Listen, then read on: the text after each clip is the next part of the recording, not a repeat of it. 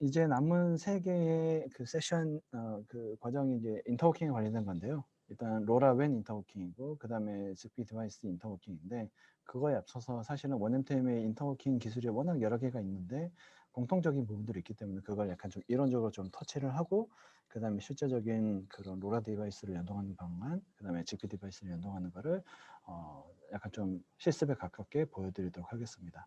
나중에 이게 오프라인 행사가 조금 다시 열리게 된다면 저희가 디바이스 갖다 놓고 조금 더 시간을 할애해서 직접 이제 참가하시는 분들도 디바이스를 만져보시면서 하는 과정으로 좀 만들어 보고 싶고요.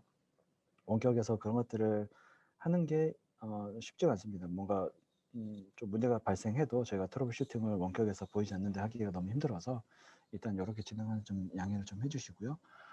제가 노드레드에 시간을 많이 쓴 만큼 지금 이 인터워킹 오버뷰, 즉 말 그대로 이제 이론적인 부분이기 때문에 제가 20분 내로 간단하게 끝내고 제가 바톤을 다른 연구원들한테 넘기겠습니다. 지금 1M2M 릴리즈 지금 4가 거의 다 완료가 됐고 이제 5의 새로운 피처들을 논의를 하고 있는 시점이고 말인즉슨 릴리즈 2라고 하는 것 자체가 옛날에 나왔던 건데요. 이미 그때부터 사실은 여러 가지 연동 기술 이런 것들을 저희가 강조를 해왔고 계속해서 이제 표준 기술로 규격으로 정의를 해왔습니다.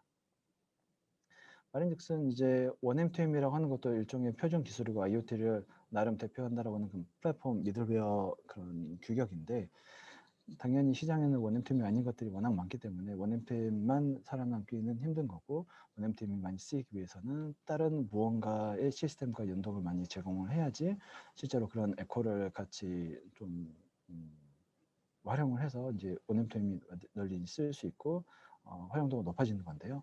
그렇게 해서 이제 1M2M이 여러 가지 연동 기술들을 만들었다라고 보시면 될 것 같고요. 이론적인 내용이긴 하지만은 여기서 IP라고 이제 뒤에 바로 설명을 드릴 텐데요. 인터워킹에 관련된 엔티티가 도대체 무엇이고 뭐 어떤 것들을 해야 되는 건지 기본적인 개념을 좀 설명을 드리고 IP의 기본적인 동작들을 뭐 레시피라고 또 이름을 붙였는데요.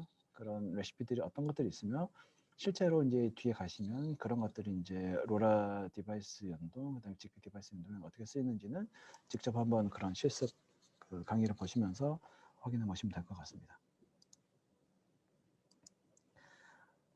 1M2M 표준 규격 지금 이게 릴리즈 3 기준인데요. 지금 버전 번호가 다 3이니까 지금 현재는 4가 이제 거의 다 끝났지만 보시면은 이제 인터워킹이라고 하는 키워드로만 검색을 해도 사실 여러 가지 인터워킹이 있고요.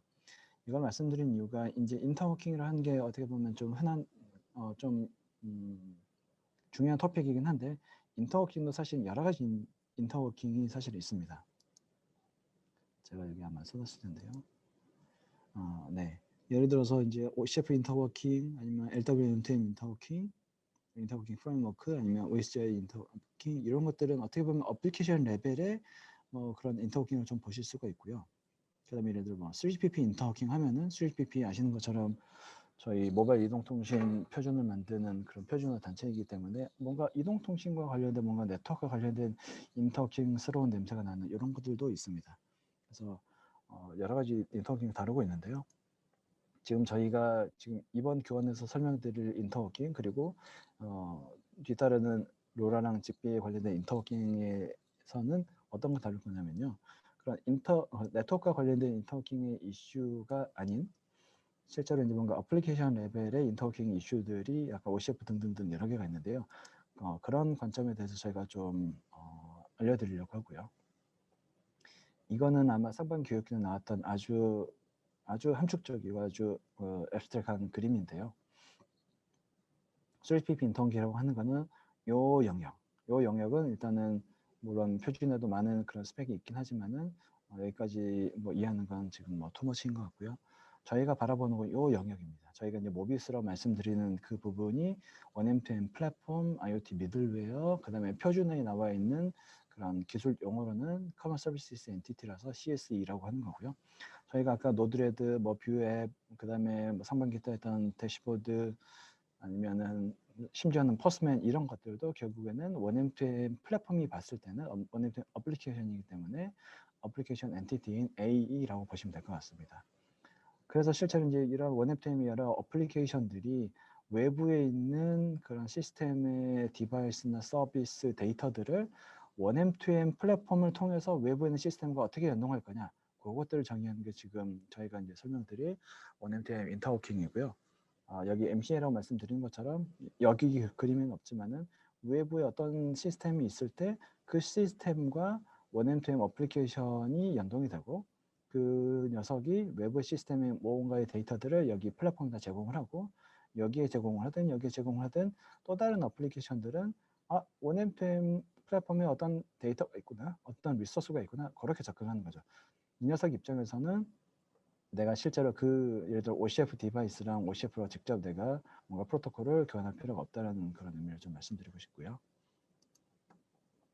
네, 그것도 이제 비슷한 뭐 이런 개념적인 거고, 그림들은 전부 다 이제 스펙에 있는 애매모호한 그림들입니다. 그래서 그런 것들은 이제 좀 건너뛰고요. IP라고 말씀드렸는데, IP가 이제 인터워킹 프록시 엔티티라고 해서 결국엔 아까 원M2M 이제 세 가지 로지컬 엔티티가 정의가 되어 있는데, 요거는 일단 저희 뭐 관심사항이 일단 아니고요. IP라고 하는 건 이 AE의 일종입니다. AE가 아까 말씀드린 대로 어플리케이션 엔티티, 쉽게 말해서 원M2M 플랫폼의 어플리케이션이다라고 말씀드린 거고, 그 중에 이제 인터워킹을 담당하는 녀석을 특별하게 인터워킹 프록시 엔티티라고 부를 뿐입니다. 여기 그림에서 보시면은, 그래서 이제 IP를 스펙에 나와 있는 건 아니지만 개념적으로 설명드리기 위해서 이렇게 그려놓은 것 뿐인데요. 예를 들어 이 왼쪽에는 원M2M이 아닌 무언가의 디바이스, 원M2M이 아닌 무언가의 프로토콜이 지원이 되고 있는 디바이스들이 있고요. 이 녀석을 만약에 원M2M 플랫폼, 그 다음에 결국에 원M2M 플랫폼에 연결되어 있는 뭔가 원M2M 어플리케이션을 이용하기 위해서는 결국에 플랫폼을 매개로 해서 서로 통신을 해야 되기 때문에, 서로 뭔가 커뮤니케이션 해야 되기 때문에 이러한 녀석들이 결국에는 리소스의 형태로, 데이터의 형태로 여기 안에 표현이 돼야 된다고 하는 의미입니다. 그걸 해주는 게 결국에는 원M2M 플랫폼은 원M2M 어플리케이션이랑만 얘기를 할 수 있고, 원M2M 어플리케이션 혹은 또 다른 원M2M 플랫폼이랑만 얘기할 수 있기 때문에 표준에 의해서 중간에 원M2M 어플리케이션이어서 IPE가 웹의 시스템과 중간에 브릿지 역할을 한다라고 그냥 개념 설명을 좀 드리고요. 그러면 이제 여기 작은 그림을 좀 보시게 되면 나는 그러면 외부 세계랑도 통신을 해야 되니까 그쪽 외부 세계에서 지원하는 프로토콜들도 내가 지원을 해야 될 거고요. 이렇게 얘기를 해야 되니까. 그 다음에 당연히 나는 여기서 획득한 무언가의 데이터 아니면 무언가의 정보, 서비스 이런 것들을 원M2M 플랫폼에다 제공하고 원M2M 어플리케이션이 뭔가 나한테 요청했을 때 요청이 오고 이쪽에다가 뭔가 얘기를 또 해줘야 되기 때문에 원M2M 프로토콜을 내가 이해할 수 있어야 되죠. 그리고 아까 말씀드린 대로 왼쪽에서 오른쪽으로 가든 오른쪽에서 왼쪽으로 가든 서로 간의 쌍방의 커뮤니케이션을 내가 이어주기 위해서 뭔가 통역하는 것처럼 실제로 프로토콜의 트랜슬레이션이 필요할 거고요. 당연히 이것 자체도 무언가의 나는 예를 들어서 디바이스 1, 2를 내가 등록할 거야. 아니면 디바이스 1, 2, 3, 4, 5 중에 예를 들어 냉장고에 해당하는 3, 4, 5만 내가 예를 들어서 원M2M에다가 전달할 거야. 그런 나름의 서비스 로직이 이제 태워지게 될 텐데요. 그래서 제가 일단 뭐 로직이라는 표현으로 좀 써놨습니다. 어쨌든 기본적으로는 양쪽을 둘 다 지원하는 어플리케이션이라고 생각하시면 되고요. 그래서 이제 저희가 프록시라고 부르기도 하고, 그래서 인터워킹 프록시 엔티티라고 표준에도 이름이 정해져 있고요. 원M2M 입장에서 봤을 때는 어쨌든 간에 결국에는 플랫폼 입장에서 봤을 때는 원M2M 어플리케이션이다. 이게 좀 중요한 포인트라고 보시면 되겠습니다. 요 그림을 이제 콜플로우로 좀 그려놓은 거고요. 아까 여기 있는 그림들을 이렇게 이제 액터로 좀 그려놨다고 보시면 될 거고, 결국에는 이제 IP가 하는 일은 뭐냐면은 예를 들어서 이제 뭐 OCF가 됐든 아니면 다른 외부의 어떤 아까 이제 오늘 이제 보실 게 이제 예를 들면 직비 연동이 있기 때문에 직비 디바이스가 뭔가의 데이터를 예를 들어서 이 그림에서 이제 가정컨대 이따가 또 나올 거니까요. 그 직비 이제 게이트웨이 장비에다가 뭔가 데이터를 주게 되면은 그 데이터를 내가 어떤 식으로든 읽어서 변환을 해서 원M2M 플랫폼에 그 직비 센서가 올려보낸 데이터를 저장을 하고 그 데이터를 누군가 관심 있는 홈 어플리케이션이 홈 오토메이션 어플리케이션이 그런 리소스들을 센서를 이제 검색을 하고 검색한 다음에 당연히 뭐 내가 취득한 데이터를 화면에 표시하기도 하고 내가 예를 들어서 뭐 제어를 할 수 있다라고 하면은 제어 메시지도 이렇게 전달하는 거죠. 제어 메시지를 전달하는데 이 홈 어플리케이션 사용자 어플리케이션 입장에서는 나는 여전히 플랫폼에다가 해당하는 리소스에다가 제어 메시지를 리소스 인스턴스 형태로 이제 보내게 되고, 그게 실제로 이제 아까 저희가 구독 통지 여러 번 봤는데요. 구독 통지 메커니즘에 의해서 보통은 실제로 뭔가 이벤트가 이렇게 전달이 되고 실제로 그건 이제 액티베이션 메시지죠. 그거를 이제 원MTM으로 이제 프로토콜로 이제 받았는데 결국에는 최종 단에는 원MTM을 모르는 외부의 디바이스에 그 명령을 전달해야 되기 때문에 내가 그 제어 메시지, 노티피케이션 받은 제어 메시지를 변환해서 해당 프로토콜로 내가 제어 메시지를 보내는 이 정도 플로우가 되는 거고, 그 중심에는 이렇게 인터워킹 프록시 엔티티, 즉 원MTM 플랫폼 입장에서 봤을 때는 어플리케이션이 이 모든 역할을 수행한다라고 보시면 될 것 같습니다.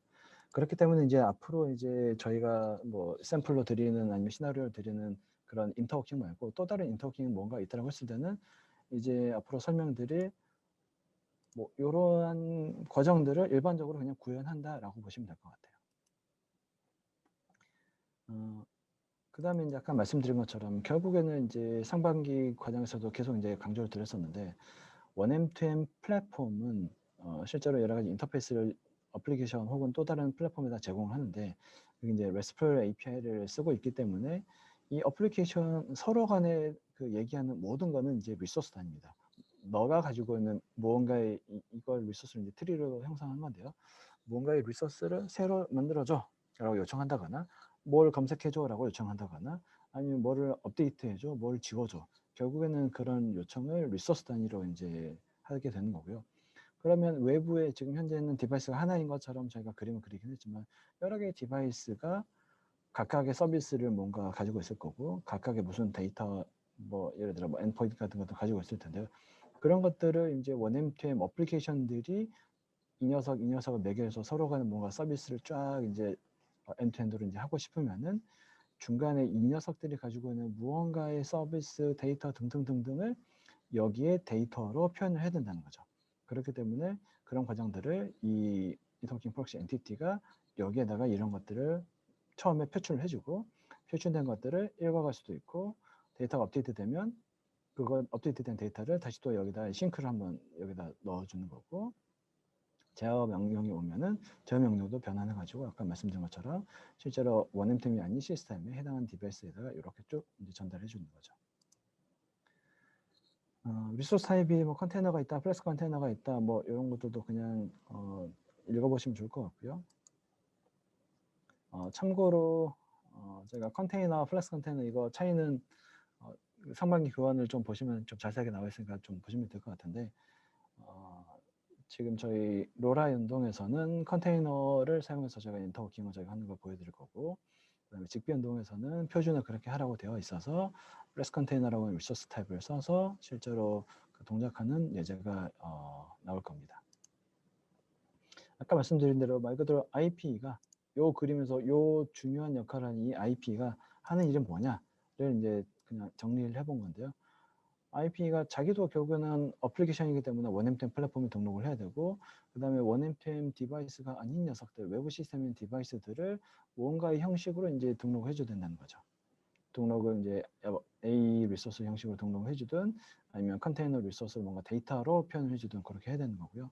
처음에 이제 기동을 하게 된다면 말 그대로 여기에 예를 들어 직비 디바이스들이 쭈르륵 있으니까 그 녀석들을 이쪽 시스템에서 어떻게든 조회를 해가지고 여기에다가 디바이스 1, 2, 3, 그 다음에 디바이스들의 예를 들어서 뭐 리포팅하는 컨테이너, 그 다음에 액추에이션 메시지 받는 그런 컨트롤 컨테이너 등등등등을 쫙 한번 초기 구동 때 만들어주는 그런 단계를 이제 거치게 될 거고요. 여기 있죠. 거기까지 하고 그 다음에 이제 만약에 원MTM 어플리케이션이 무언가 제어 메시지를 얘한테 보내고 싶을 때 얘는 그 이 녀석이 가지고 있는 그런 엔드포인트들 여기에다가 리소스 형상을 만들어 놨을 텐데 거기에 뭔가 메시지를 주게 되면 타고 이제 여기에다 전달해야 될 거고요.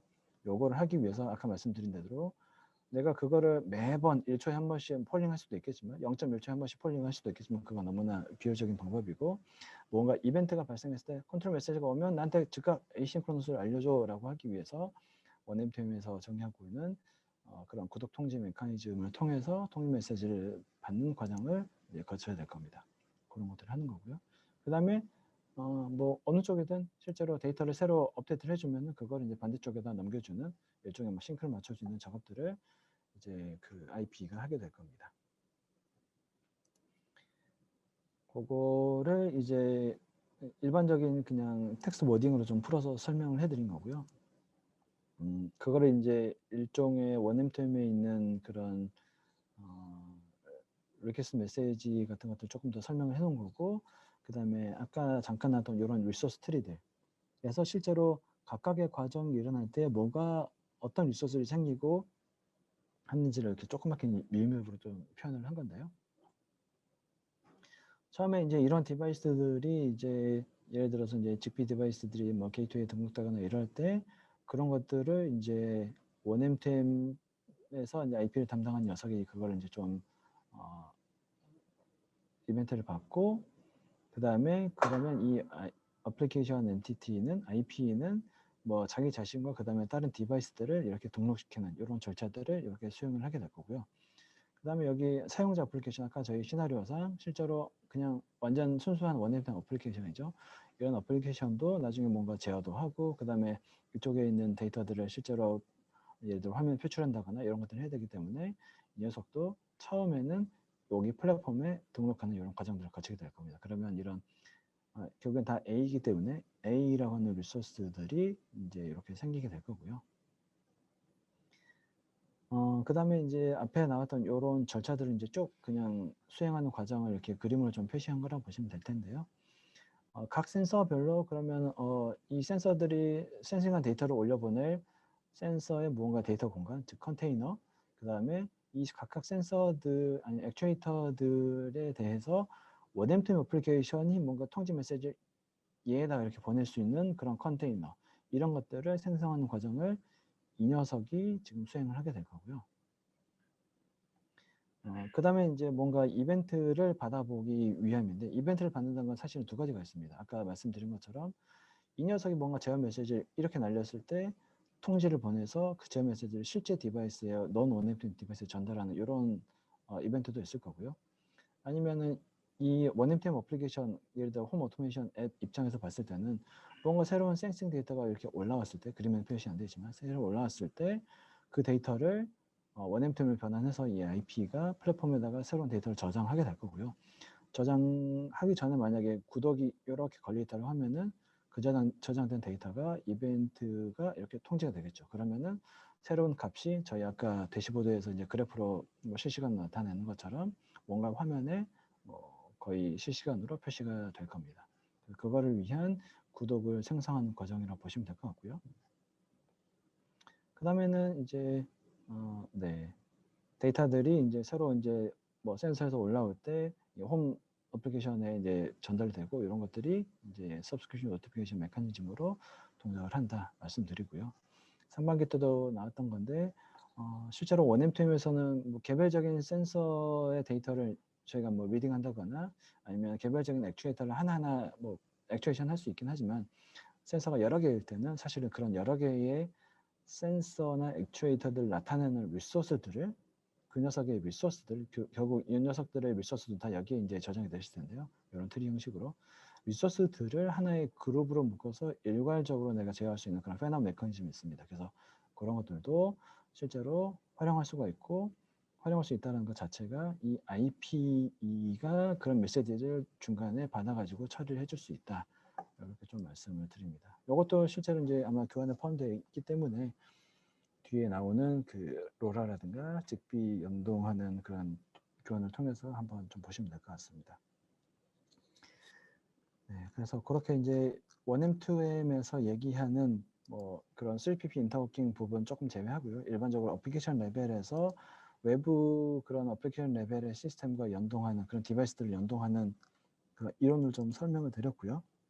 결국에는 이 IP라고 하는, 이름은 IP지만 결국에는 원엠템 플랫폼에서 봤을 때는 스페셜한 그런 스페셜한 어플리케이션이 이 양쪽을 위해서 어떠한 원엠템 인터페이스를 계속 이제 플랫폼과 이제 주고받아야 되는가, 뭐 그런 것들을 한번 조금 힌트를 얻으셨으면 하는 바람입니다.